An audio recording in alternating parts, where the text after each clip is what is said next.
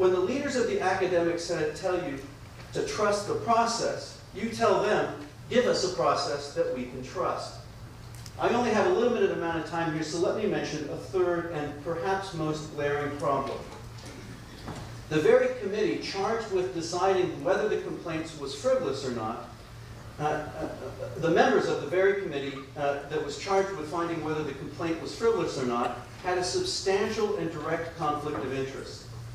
Despite a long-time alliance with one of the parties to the complaint, this person not only participated in the decision-making process of this committee, but apparently communicated with interested parties about it in direct violation of the faculty code of conduct. Now let me clarify here that I don't think that universities should be closed or hermetically sealed. I think universities, the best universities, are open universities, where others can communicate outside their interest in complaints and concerns. But because that communication is such a basic piece of the fabric of university life, those communications should adhere to the same standards that we hold every other faculty member to, that is, the code of conduct in the faculty handbook. So let me just detail this case briefly. Professor Ettenberg, president of the local congregation B'nai B'rith, has co-sponsored many events with the ADL over the years. Insofar as the ADL has been a central actor in these complaints, Professor Ettenberg's association with them constitutes a clear and direct conflict of interest. As a result, Professor Ettenberg should have asked, or should have volunteered, to recuse himself.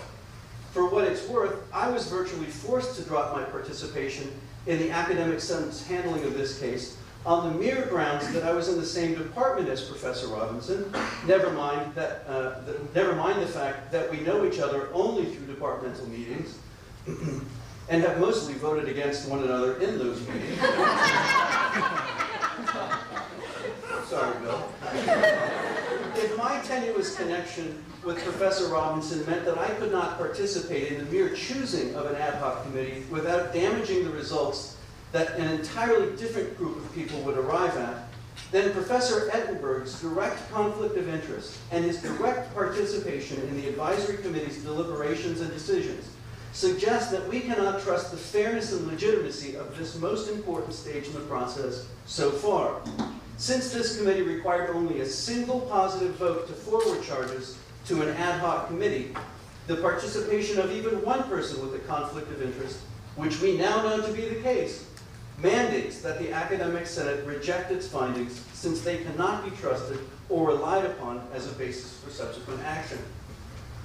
When the current leadership of the academic senate says, trust the process, we have to say, give us a process that we can trust. In light of these failings, the failures of process, the failures of communication, and the failures of Professor Ettenberg to live up to the standards that all other members of the academic senate hold themselves to, it should be no surprise that the charges themselves are beyond the pale. In fact, as soon as we consider the charges, we are confronted by the fact that they cannot be separated from the process up to this point. This is in part because the charges made by the students were literally incoherent, and so the charges officer proceeded to add his own complaints to theirs. In conclusion, let me note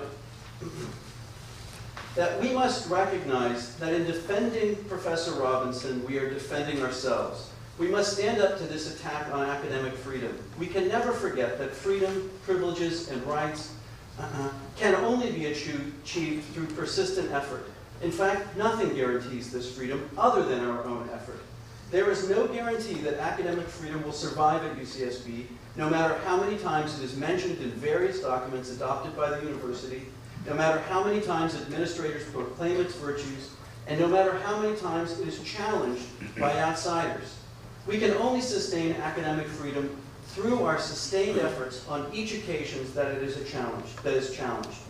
And since we cannot know what outcomes our conduct will produce, or what others might try to do to us, we must ensure that the choices we make are both fair and ethical. We must insist that the committees our academic senate are the committees that our academic senate develops and the procedures they adopt are fair and open. We will trust the processes we have just as soon as we have a process that we can trust. We're still waiting.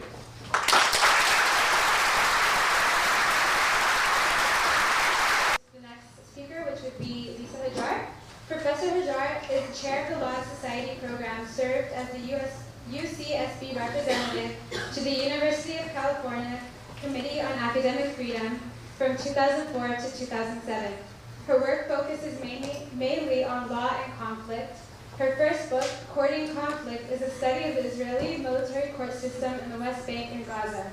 And she is currently working on a book about American torture and anti-torture legal activism. Okay, thank you.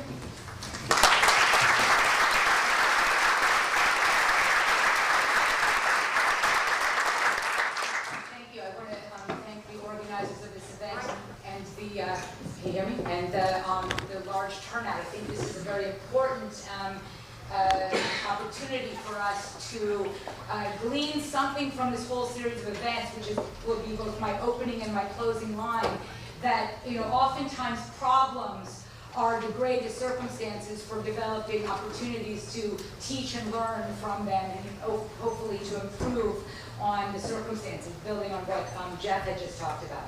Now, just as a starting point, I would say that the original particular facts of this case derived from an email that Professor Robinson had sent. And I would say that we don't have to necessarily agree with the content of that email to be concerned about the academic freedom issues that this whole matter raises. And in fact, I, as someone who actually teach both about Nazis and Israel-Palestine, wouldn't myself have actually sent that email. For that, I wouldn't have done it because my personal motto is only invoke Nazis when you're talking about actual Nazis. But,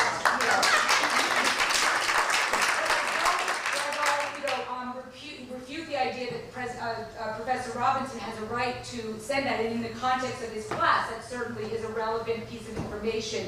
The problem was that it didn't, in fact, as events proceeded, did not unfold into a learning moment or an opportunity, what academic freedom is supposed to do, which is introduce and allow controversies and discussions in the classroom. And that was, in a sense, preempted for reasons that Jeff had explained.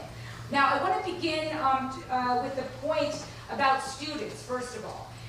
Students absolutely have academic rights. They have all kinds of rights, but they do not have academic freedom. Academic freedom is a very specific kind of set of rights, and I'm going to explain what those are. But students do benefit from academic freedom, as does the university as a whole, and as does society, in a sense. So what is academic freedom? Well, academic freedom in this country, as we have come to know, it really begins substantively in 1915, the first declaration of the principles of academic freedom and academic tenure articulated by the then newly created American Association of University Professors, set out what ultimately has carried across time from 1915 to the present as the core principles.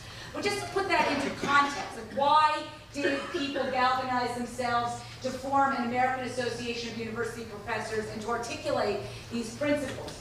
At that time, university professors and college professors were essentially, and their relationship to universities was that they were employees, and universities were considered essentially like factories, literally, in the sense that trustees owned the institutions, and in fact, professors were employees. So consequently, professors could be fired at will by boards of trustees. They could be fired for cause or for no cause at all. And one of the original events that triggered the whole process of establishing academic freedom was that an economist at the University of Stanford who was opining about some aspect of domestic economic policy angered the head trustee, Mrs. Stanford, and she basically insisted that the university fire him. And so people, including John Dewey, were upset by that and started talking about what it is that professors should do, what professors do professionally, and what the universities do. And the original point was then to say that universities are not just businesses. In fact, professors are not just employees.